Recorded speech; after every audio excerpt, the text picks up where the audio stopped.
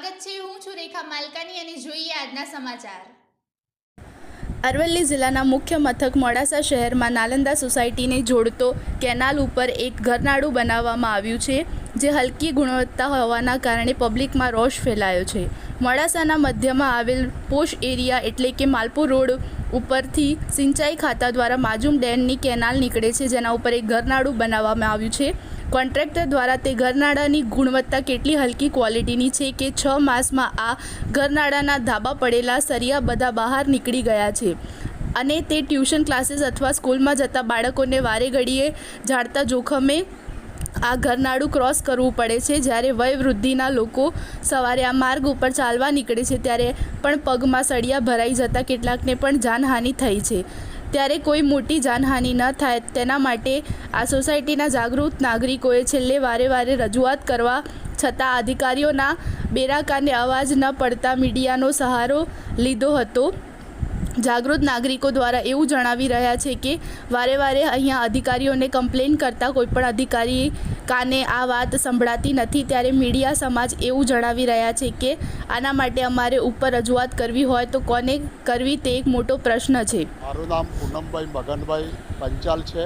હું નાલંદાનો રહેવાસી છું અને નાલંદા સોસાયટીમાંથી બજારમાં અને ચારધામ ચાર રસ્તે જવા માટે છે તો આ રસ્તે થઈને જવું પડશે। એમાં આ કેનાલનું ગરનાળું વચ્ચે આવે છે। અમારી સોસાયટીના બધા બાળકો સાયકલો સ્કૂટરો લઈને જાય છે ત્યારે જે ગરનાળા ઉપર નીકળી ગયેલા સળિયાઓ સાથે એ સ્કૂટરના પૈડા અથડાય છે અને ક્યારેક પંચર થઈ ગયાની પણ બૂમો લઈને ઘરે આવે છે। તો એક 4 મહિનાની અંદર આ કેવું કામ થયું છે કે જેથી આ સળિયા બહાર આવી ગયા છે, તો એમને માલ કઈ ગુણવત્તાનો વાપર્યો છે એ અમને સમજમાં આવતું નથી।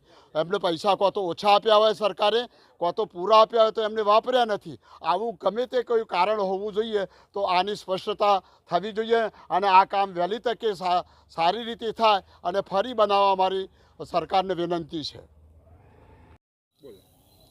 હું નવનીત મગનભાઈ પટેલ, નાલંદા 2માં મારું નિવાસ સ્થાન છે અને સતત છેલ્લા 2011થી હું અહીંયા રહું છું। આ સોસાયટીમાં રહ્યા પછી જે અમારા કેનાલનું જે ગરનાળું જે બનાવવામાં આવ્યું, તોડીને જે પહોળું કરવામાં આવ્યું, એ ગરનાળું એક તો પહેલું તો દિશા વગરનું બનાવ્યું છે કે સીધું બનાવવાની જગ્યાએ ક્રોસ બનાવી નાખ્યું છે અને સાથે પહોળું બનાવ્યો એનો વાંધો નહીં, પણ જે ગુણવત્તાવાળો જે માલ નાખવો જોઈએ નાખ્યો નહીં, એના કારણે આ 6 મહિનાની અંદર આ ગરનાળું તૂટી ગયું છે અને સળિયામાં સ્ટીલ પણ બહાર આવી ગયું છે। એટલે આ કોન્ટ્રાક્ટરે કઈ પદ્ધતિથી કામ કર્યું છે, એ ભણેલા છે કે અભણ છે એ ખબર નથી, પણ એ નોલેજ નહીં એવું મને ચોક્કસ લાગે છે આની અંદર। અને માલની તો અત્યારે તમે જોશો તો અત્યારે સ્ટીલ ને સિમેન્ટને બહાર આવી ખાડા પડી ગયેલા છે। આના પહેલાં પણ અમારે કોન્ટ્રાક્ટરે આગળ રસ્તો બનાવ્યો હતો, એ પણ 3 મહિનામાં કપચીવાળો નીકળી ગયો તો ફરી બનાવવાનો અમે એમને અરજી કરીને ફરી પણ બનાવડાયો છે। તો આવું ગુણવત્તા વગરનું કામ ના થાય અને વ્યવસ્થિત કામ થાય, પ્રોપર ઓબ્ઝર્વેશનમાં કામ થાય અને એના ક્વોલિટી ટેસ્ટિંગ માટેના નમૂના લઈને કામ કરવામાં આવે તો મને લાગે છે કે આ સમસ્યાનું સમાધાન પણ થાય। અને આપ જોઈ શકો છો કે આ જે પહેલાં ઘરનારું પેલી બાજુ હતું 10 થી 15 ફૂટ, એ આખું ક્રોસ કર્યું છે, એક્સિડન્ટ થવાની પણ પૂરી શક્યતા છે। એટલે બધી બાજુ આ લોકોએ ભૂલો કરી છે। એક તો પ્રોપર તો આઈડિયા ડિઝાઇન પ્રમાણે બનાવ્યું નથી, બનાવ્યા પછી પણ ગુણવત્તા વગરનું બનાવ્યું છે। તો ફરી આ રીતનું એ લોકો ધ્યાન રાખે અને આનું તાત્કાલિક નિવારણ કરે ને ફરી, નહીં તો પછી અમારે ગાંધી ચિંધ્યા માર્ગે આંદોલન પણ કરવું પડશે। આ ગરનારો પર બેસીને અવરજવર માટે અટકાવવાનો પણ અમારે માર્ગ અપનાવવો પડશે। તો સત્વરે આનું સોલ્યુશન લાવવામાં આવે અને વ્યવસ્થિત માલ પેચિંગ કરી અને ફરી ન તૂટે એવું એ બનાવી આપે એવી અમારી વિનંતી છે।